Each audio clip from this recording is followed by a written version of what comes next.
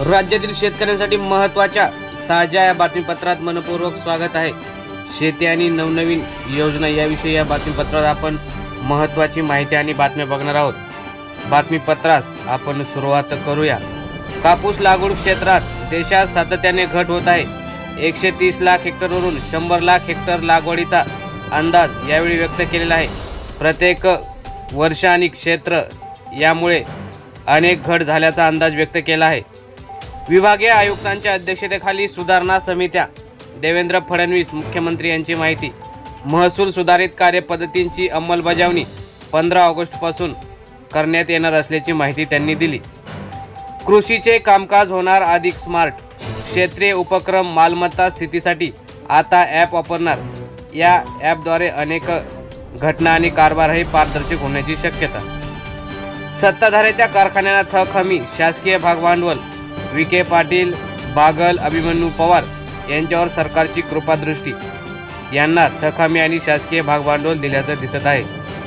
चीनच्या आयात शुल्काचा अमेरिकी शेतकऱ्यांना धसका, निर्यात कमी होऊन पिकांना दर न मिळण्याची भीती, तर शेती न परवडणारी अशी अनेक शेतकऱ्यांची महत्त्वाची खंत आहे।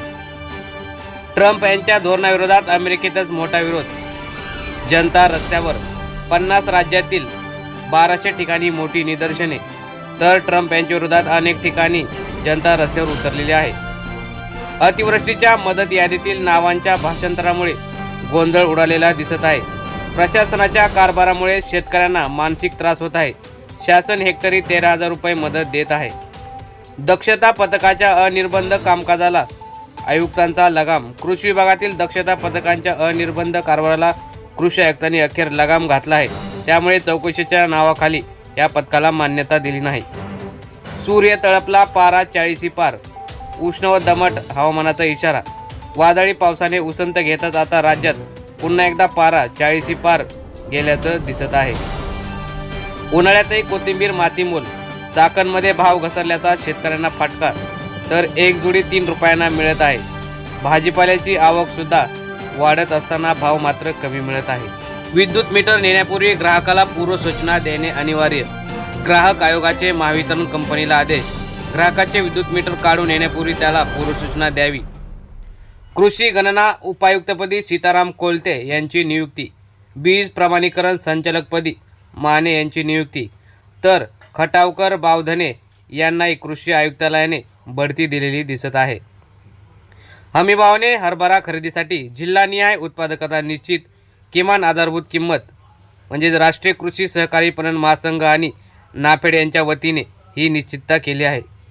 राहीबाई पोपरेंकडून शेतकऱ्यांसाठी देशी बियाणे निर्मितीची मोहीम, गावरान आणि देशी बियाण्यांच्या संवर्धनासाठी आपले जीवन व्यतीत करणाऱ्या पोपरेंकडून ही निर्मिती मोहीम आखली आहे। सुधारित वाहन तंत्रज्ञानातून कापूस उत्पादकता वाढवणार आणि साधणार, केंद्रीय कापूस संशोधन संस्थेचे संचालक डॉक्टर वाघमारे यांचा विश्वास। तर यामुळे शेतकऱ्यांचं उत्पादन निश्चितच वाढल्याचं मत वाघमारे यांनी व्यक्त केलं। द्राक्ष दरात प्रति किलो 15 रुपयापर्यंत घट, राज्यातील द्राक्ष हंगाम अंतिम टप्प्याकडे आला आहे। तसेच राज्यात झालेला वादळी वाऱ्यासह गारपिटीने पाऊस, त्यामुळे अनेक नुकसान झालेलं आहे। त्यातच आता 15 रुपयापर्यंत भावामध्ये सुद्धा घट झालेली आहे।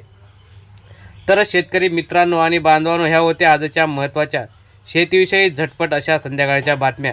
अशाच बातम्यांसाठी आपला हा चॅनल सबस्क्राईब करून व्हिडिओ नक्की लाईक करा। धन्यवाद। जय जवान, जय किसान, जय हिंद, जय महाराष्ट्र।